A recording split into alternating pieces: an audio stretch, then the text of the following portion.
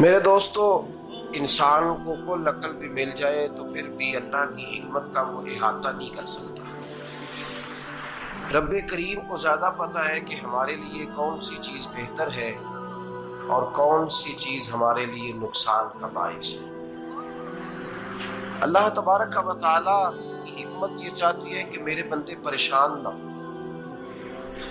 رب یہ چاہتا ہے کہ میرے بندے کسی جگہ پہ بھی دقت اور پریشانی کا شکار نہ ہو، تو اللہ تبارک و تعالیٰ نے راہ اعتدال اختیار کرنے کا حکم ارشاد فرمایا کہ تم اعتدال کے رستوں پہ چلو، معتدل زندگی گزارو، افراط و تفرید سے بچو۔ آج جس معاشرے میں ہم وقت گزار رہے ہیں، اس معاشرے میں ہم اس بات کو سمجھنے سے قاصر ہیں کہ اصل ہمارا مسئلہ کیا ہے۔ ہمارا اصل جو مسئلہ ہے اس کی شناخت ہمیں کیسے ہوگی اور ہم پھر اس تک رسائی کس انداز میں حاصل کر پائیں گے۔ ہم ہمیشہ اپنی آمدن بڑھانے کے چکر میں رہتے ہیں، ایک کام اور شروع کر لیں، پارٹ ٹائم جاب شروع کر لیں، کوئی سائیڈ بزنس اس کا آغاز کر لیں۔ ہماری جو دوڑ لگی ہوئی ہے وہ لگی ہے کام بڑھانے، آمدن بڑھانے۔ حالانکہ اسلام ہمیں یہ کہتا ہے کہ تو آمدن بڑھانے کے چکر میں نہ پڑ، اصل بات یہ ہے کہ تو اپنے خرچے کنٹرول کر۔ تنگ انسان وہ نہیں ہوتا جس کی آمدن تھوڑی ہوتی ہے۔ یہ توجہ کیجیے گا میری بات، یہ قیمتی بات ہے اور گفتگو ساری کا لب لباب ہے۔ تنگ بندہ وہ نہیں ہوتا جس کی آمدن تھوڑی ہوتی ہے، اصل پریشان وہ ہوتا ہے جس کے خرچے زیادہ ہوتے ہیں۔ اور ہمارا جو روزمرہ کا نقصان ہو رہا ہے وہ آمدن کے معاملات میں نہیں ہو رہا۔ بنیادی نقص جو واقعہ ہو رہا ہے وہ یہ ہے کہ ہمارے اخراجات زیادہ ہیں اور وہ اخراجات کسی اور نے نہیں بڑھائے، وہ خرچے ہم نے خود بڑھا لیے ہیں اور اب ہمیں اس کا نقصان بھگتنا پڑ رہا ہے۔ اور اگر آپ صحیح معنوں میں ٹٹولیں تو جو بہت امیر لوگ ہیں وہ تو ان خرچوں سے بچ گئے۔ میں نے بہت سارے ایسے خدمات میں شرکت کی ہے، میں بہت ساری ایسی جگہوں پہ گیا ہوں کہ جہاں لوگوں نے بڑا مختصر سا ختم دلایا ہے تو ہو گیا ہے ختم۔ ختم کے معاملے میں کب کسی نے پابندی لگائی ہے کہ اس میں 200 آدمی شریک ہوگا تو تب یہ سال ثواب صحیح ہو سکے گا؟ کون کہتا ہے؟ یا شادی کے موقع پر اگر سارے بہن بھائیوں کو نہ بلایا گیا تو میری شادی پایہ تکمیل تک نہیں پہنچے گی، اس میں برکت نہیں ہوگی، یہ کس نے فتویٰ دیا ہے؟ معتدل زندگی کا اسلام حکم دیتا ہے۔ میں پڑھ رہا تھا کہ ایک بہت بڑا صدر ہے، غالباً سوڈان کے صدر کی بات ہو رہی تھی، تو اپنے بیٹے کی بارات لے کے گیا تو 4 لوگ گئے ہیں بارات اور 15 لوگوں کا اس نے اہتمام کیا اپنے گھر میں کھانا کھانے کا۔ تو کیا شادی ہو گئی کہ لوگ گئی؟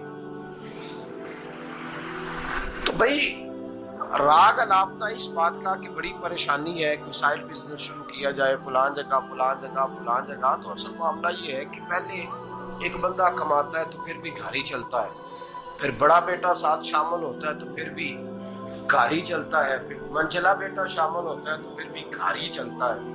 جو رونا دادا جی رویا کرتے تھے کہ بڑی مصیبت ہے، بڑی مشکل ہے، گاؤں میں رہ اکیلے ہوتے تھے اور وہ 5 بچوں کو اور 4 بچیوں کو وہ پالتے تھے، تو جو وہاں پریشانی تھی وہی آج پریشانی شہر میں آ کر پڑھ لکھ کر موٹی تنخواہ لے کر وہی پریشانی ہمیں ہے۔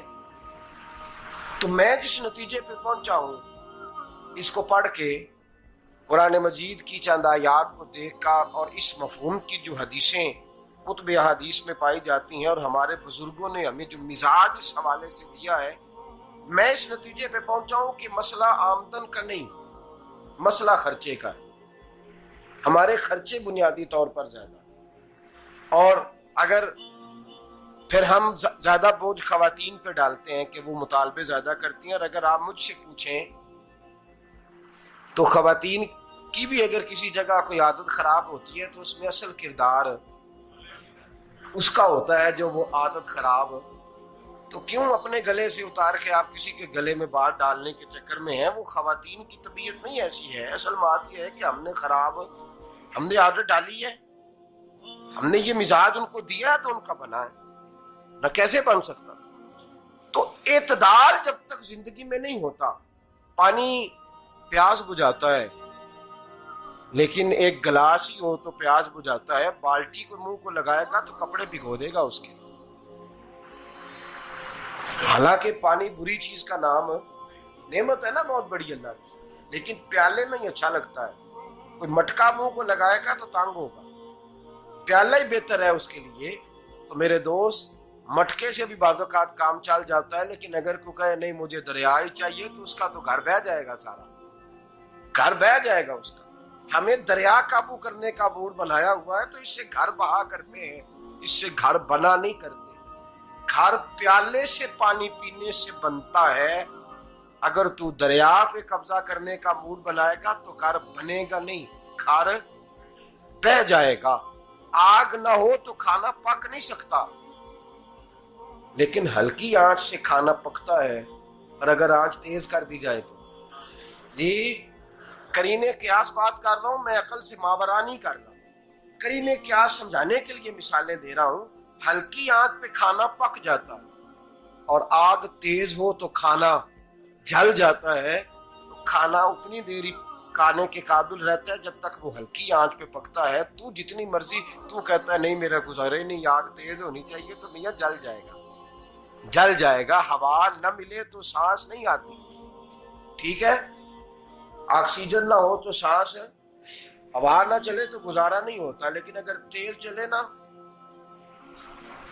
اگر تیز جلے تو تیز چلے تو آندھی اور طوفان بن جائے تو چھتیں گرا دیتی ہے، جانیں لے لیتی ہے.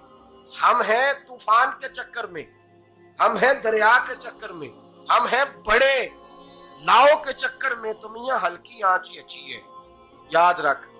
اور ایک گلاس پانی کا اعتدال سے ملتا رہے تو وہی ملتا رہے، ضرورت کے وقت وہی بہتر ہے.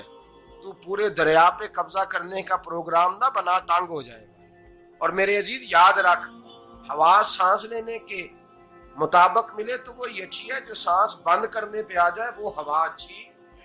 ہم نے چکر چلا لیا ہے کہ زیادہ پیسہ، راتوں رات پیسہ، لمبا پیسہ، یہ پلاٹ بھی میرا، وہ پلاٹ بھی میرا، گجرانوالا بھی، گجرات بھی، لالا موسیٰ کھاری اور پنڈی تک جہاں میں جاؤں میرے نام کی تختیاں لگی ہوئی ہونی چاہیے.